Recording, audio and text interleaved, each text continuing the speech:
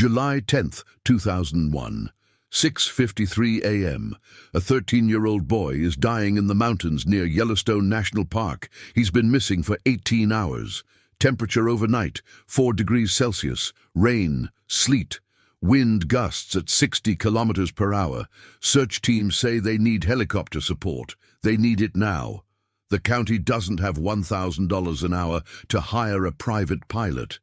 Then a phone rings in Jackson Hole, Wyoming. The man who answers is supposed to be on a plane to Los Angeles in 6 hours. Studios are waiting. Publicists have confirmed his attendance. A premier event worth $20 million in publicity value has his name on the guest list. He cancels everything, walks to his helicopter instead. What Harrison Ford does in the next 2 hours will save a life. Hollywood will never report it. Here is the story. Jackson Hole, Wyoming, July 10th, 2001, 6:47 a.m. Harrison Ford is 59 years old.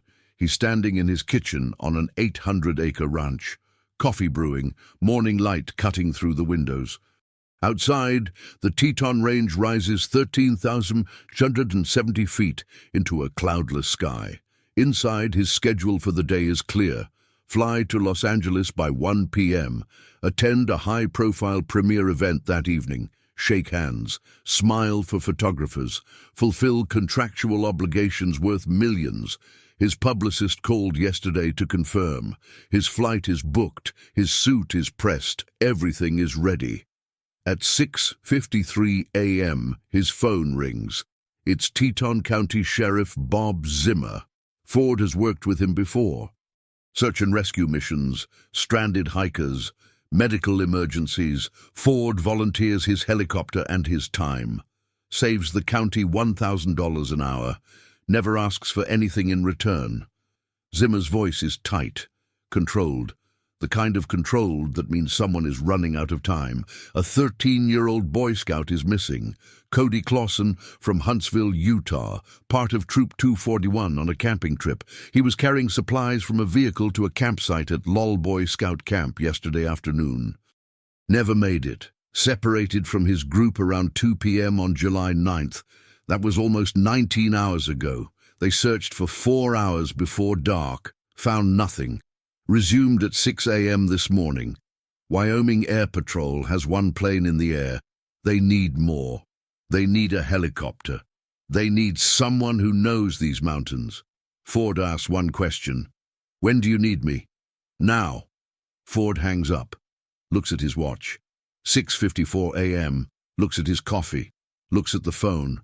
Thinks about Los Angeles. About the premiere.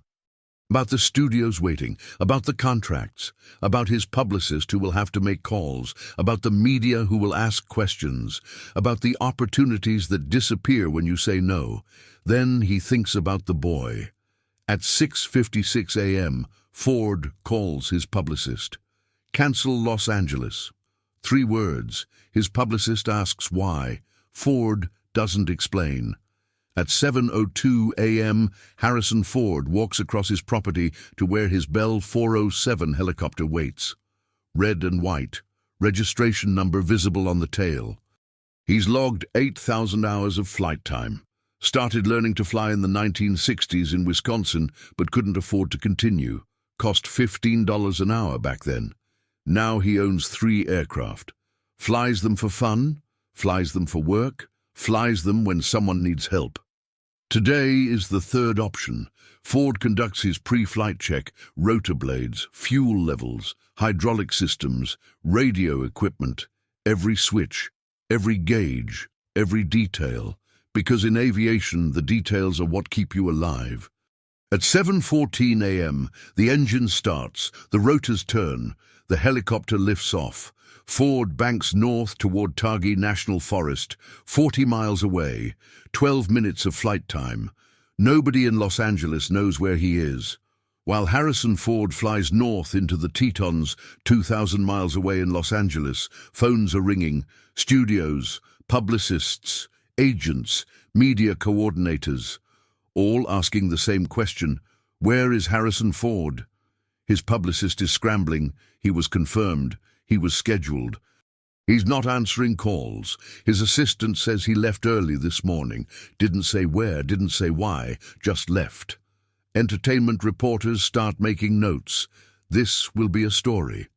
Harrison Ford no-show at major event. Speculation will follow.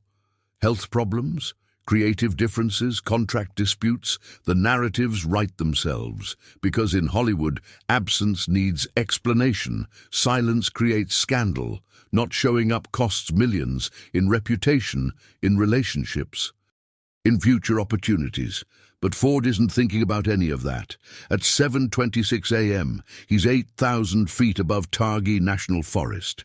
The landscape below is vast, dense, unforgiving, pine forests, rocky outcrops, ravines that drop 500 feet, streams cutting through valleys, and somewhere down there, a 13-year-old boy wearing a t-shirt, shorts and sandals, no jacket, no supplies, no way to signal except...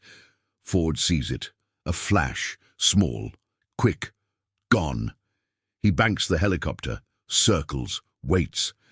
There it is again, a reflection, sunlight bouncing off something metallic. Ford drops altitude, 7,500 feet, 7,000 feet, 6,500 feet.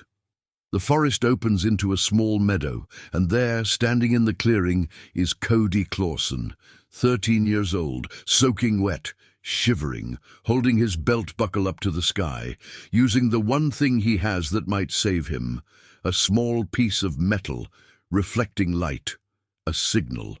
Ford learned about this in Boy Scouts. So did Cody. The helicopter descends. The rotor wash flattens the grass. Ford sets it down 50 yards from where Cody stands. The engine stays running. The rotors keep spinning. Ford's co-pilot, a fellow search volunteer, unbuckles, opens the door, jumps out, runs toward Cody. The boy doesn't move. Can't move. 18 hours of fear and cold and rain have locked his muscles. He's survived through luck and training and sheer stubborn will. But now that help has arrived, his body finally understands it can stop fighting. The volunteer reaches Cody, kneels, checks him, talks to him, then looks back at the helicopter, gives Ford a thumbs up. The boy is alive, dehydrated, hypothermic, exhausted, but alive. They walk back together, slow, careful. Cody's legs barely work. The volunteer supports him, guides him, 30 yards, 20 yards, 10 yards. They reach the helicopter. The volunteer helps Cody climb in, and that's when Cody looks at the pilot. Really looks. Recognizes the face. Recognizes the voice. The voice that just said good morning in exactly the same tone Han Solo used in Star Wars. Cody's eyes go wide. Harrison Ford looks back at him, smiles slightly, says 5 words. Boy, you sure must have earned a merit badge for this one. Cody, still shivering, manages to answer, I already earned this badge last summer. Ford laughs. Once. Short. Then turns back to the controls. Nobody speaks for the next 12 minutes. The helicopter lifts off at 8:34 a.m. Ford flies south toward the search headquarters. Cody sits in the back, wrapped in blankets, holding a bottle of water, looking at the back of Harrison Ford's head, trying to process what just happened. He went to sleep last night in a cave, alone, scared, certain he might die. He woke up to helicopters, used his belt buckle to signal, and now Han Solo is flying him to safety. Some moments don't feel real, even when they're happening. At 8:46 a.m., Ford lands at the makeshift search headquarters. Sheriff Zimmer is waiting. So are paramedics. So is Cody's family. His mother runs toward the helicopter before the rotors stop spinning. Zimmer waves her back. Safety first. The rotors slow. Stop. The door opens. Cody climbs out. His mother reaches him, holds him, doesn't let go. Ford stays in the helicopter. He watches the reunion through the windshield, watches the mother hold her son, watches the father join them, watches them cry with relief, watches them thank God and each other and everyone who helped. But Ford doesn't get out, doesn't join them, doesn't make himself part of the moment. This isn't his moment, this is theirs. After 5 minutes, Sheriff Zimmer approaches the helicopter. Ford opens the door. Zimmer extends his hand. Ford shakes it. "Thank you," Zimmer says. "Happy to help," Ford replies. "That's all." Zimmer wants to say more, wants to tell him how much this means, how much it matters, how grateful the family is, how grateful the county is, but Ford's expression makes it clear the conversation is over, not because he's rude, because he's done. The job is complete. Time to go home. At 8:51 a.m., Harrison Ford lifts off again, flies back to his ranch, lands at 9:03 a.m., shuts down the helicopter, walks back to his house. The coffee he made at 6:47 a.m. is still sitting on the counter. Cold now, he pours it out, makes fresh coffee, sits down, looks at his watch. 9:07 a.m. In Los Angeles, the event coordinators are still trying to figure out where he is. His publicist is still fielding calls. Studios are still asking questions. Media outlets are preparing stories about his absence. And Ford is sitting in his kitchen in Wyoming, drinking coffee, thinking about a 13-year-old boy who used his Boy Scout training to save his own life, thinking about how none of this will make the news, because it's not a story Hollywood wants to tell. Later that afternoon, entertainment media runs multiple stories. Harrison Ford misses major premiere event. Actor's mysterious absence raises questions. Studios express disappointment over no-show. Some speculate about health issues. Some suggest behind-the-scenes conflicts. Some wonder if this signals a shift in Ford's career. None of them know the truth. None of them ask the right questions. None of them consider that maybe, just maybe, he had something more important to do. Ford's agent calls. "We need to do damage control," the agent says. "People are asking questions. We need to give them answers." "No," Ford says. "Harrison, this could affect future." "No. If we just explain, I'm not using this for publicity." Silence on the other end of the line. "People will understand," the agent continues. "You saved a kid's life. That's a great story." "That's—" Ford interrupts. "It's not entertainment. It's a person's life." The agent tries again. Explains the opportunities. Explains how this could be positioned. Explains how it could repair the damage from missing the premiere. Explains how it could actually increase his public image. Explains how it could... Ford hangs up, because some things aren't for sale. Over the next few days, Cody Clausen recovers. His parents try to contact Ford, want to thank him properly, want to do something, anything, but Ford doesn't return the calls, doesn't want recognition, doesn't want gratitude. Did what he did because someone needed help and he could help. That's all, no ceremony required. Cody goes back to his Boy Scout troop, tells them what happened, tells them about being lost, about the cave, about the rain, about using his belt buckle to signal, about the helicopter, about the pilot, about realizing Han Solo just saved his life. Some of his friends believe him, some think he's exaggerating, making it bigger than it was, because that's what people do with stories. They either don't believe them, or they make them legendary. But Cody isn't doing either. He's just telling the truth. Harrison Ford saved him, then flew away. No autograph, no photograph, just a handshake and 5 words about merit badges. "The kids asked if I got an autograph," Cody tells his mother later, "but I told them no. I got a hug and a handshake." That's better.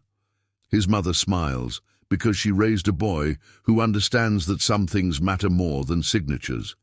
In Hollywood, the story fades. Ford returns to work, fulfills other obligations, makes other appearances. The studios forgive the absence. Eventually. But they don't forget. Because in their world, contracts matter. Commitments matter. Being where you're supposed to be matters. And Ford chose not to be where he was supposed to be. Chose a mountain in Wyoming over a red carpet in Los Angeles. Chose a rescue mission over a publicity opportunity. Chose humanity over Hollywood. And they'll never understand why, because understanding would require them to acknowledge something uncomfortable, that sometimes the things we build, the contracts, the schedules, the commitments, the entire infrastructure of obligation, matter less than a single human being who needs help, that all the money and all the publicity and all the carefully orchestrated appearances mean nothing compared to one scared kid in a forest. That heroism isn't something you do when cameras are watching. It's something you do when nobody is. Ford continues flying rescue missions, quietly, anonymously. Over the next few years, he helps several more people, stranded hikers, lost tourists, medical emergencies, always the same pattern. Gets the call, flies the mission, refuses recognition, goes home. The county saves thousands of dollars. Lives are saved. Ford's name stays out of the news, exactly how he wants it, until 2023. In an interview, Ford mentions something, almost in passing. Says he stopped flying rescue missions, explains why. Says the media attention eventually made it about him instead of the people who needed help. Made it a story about Harrison Ford the hero rather than about the actual rescue. Made it performance instead of service. Made it lame. It's lame to think about it that way, he says, but that's exactly how the system thinks, how media thinks, how Hollywood thinks. Turn everything into content, every action into a headline, every choice into a narrative, because in their world, if something happens and nobody reports it, did it really happen? If someone does something good and doesn't promote it, does it count? If a celebrity helps someone and doesn't post about it, what's the point? The point, Ford would say, is the help itself. The point is the person who needed it. The point is doing what you can when you can for no reason except that it's right. But try explaining that in a press release. 23 years have passed since July 10, 2001. The premier Ford missed has been forgotten. The $20 million in publicity opportunities evaporated. The entertainment articles about his absence are buried in archives nobody reads. The studios that were disappointed have moved on. New actors, new premieres, new absences to speculate about. The machinery of Hollywood keeps turning, always turning, never stopping, never caring. But Cody Clausen remembers. He's 36 years old now. Lives in Ogden, Utah, married, has a son, works for a medical company making filters for dialysis machines, lives a normal life. But every year on July 10th, he thinks about that morning, about the cave, about the cold, about the helicopter, about the man who flew into a storm to find him, about the voice that said good morning like it was just another day. About the handshake, about the mercy of someone choosing to help when they didn't have to. He named his son Harrison, not after the celebrity, not after Indiana Jones or Han Solo, after the man, the pilot, the person who could have been anywhere else but chose to be there, in a helicopter, above a forest, looking for a boy he'd never met, risking his career, his relationships, his reputation, for nothing. For no reward, for no recognition, just because someone needed help. His son is 8 years old now. Cody told him the story, about getting lost, about the Boy Scouts, about using his belt buckle to signal, about Harrison Ford. His son asked if he could meet him someday. Cody said maybe, but probably not, because Ford doesn't do those kinds of meetings, doesn't want the attention, doesn't want to be thanked, just wanted to help, and having helped, he moved on. Have you ever had someone help you when they had every reason not to, when helping you cost them something valuable, when helping you meant sacrificing something else? Think about that person. Think about what that meant. Think about how rare that is. Then ask yourself, when was the last time you did the same? When was the last time you chose someone else's need over your own convenience? When was the last time you helped without expecting credit? In Jackson Hole, Wyoming, at the small regional airport, there's a quiet memorial, a plaque. Simple, bronze, lists the names of volunteer rescue pilots who've served Teton County over the decades. Men and women who gave their time and their aircraft, and sometimes their lives, to help strangers. Harrison Ford's name is there, third from the top. No title, no Academy Award nominee, no star of Indiana Jones, just his name, Harrison Ford. Because on multiple occasions between 1999 and 2003, he flew rescue missions, saved lives, refused payment, refused publicity, did what needed to be done, then went home. The plaque was installed in 2004. Ford didn't attend the ceremony, because that's not why he did it. Cody Clausen visited that plaque once, in 2015, stood there for 20 minutes, looked at the name, remembered. A tourist walked by, saw him staring, asked if he knew one of the pilots. Cody said yes, said Harrison Ford saved his life. The tourist laughed, thought he was joking, because of course Harrison Ford didn't really save anyone. That's just in movies, that's fiction, that's entertainment. Cody didn't argue, just stood there, looking at the name, remembering the truth. The studios that wanted Ford at that premiere in 2001 have produced hundreds of films since then. Films about heroes, films about sacrifice, films about people who choose duty over comfort, films about cowboys and soldiers and adventurers who risk everything for others, films that earn billions of dollars celebrating fictional courage, films that win awards for depicting made-up moments of humanity. But on July 10th, 2001, they wanted the real thing to miss saving a real life so he could promote fake heroism. And he said no. The mathematics of that choice are simple. A premiere event generates publicity. Publicity generates interest. Interest generates ticket sales. Ticket sales generate revenue. Revenue generates profit. Profit generates more films. More films generate more premieres. The cycle continues. One absence breaks the chain. Costs money, costs relationships, costs opportunities. From a business perspective, Ford made the wrong choice, the irrational choice, the choice that damages rather than builds, the choice that costs rather than pays.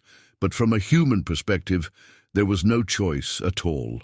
A boy was dying in the mountains. Ford could help. So he did. Everything else was just noise. In 2001, Harrison Ford was one of the highest-paid actors in Hollywood, could command $20 million per film, could sell out any premiere, could generate headlines with a single appearance, had power, had influence, had everything the system offers to those who play by its rules. And he used all of that power and influence and privilege to do something the system would never understand. He walked away, flew a helicopter into the mountains, found a boy, brought him home, then refused to talk about it because it wasn't entertainment. It was a person's life. And unfortunately, they don't make men like Harrison Ford anymore.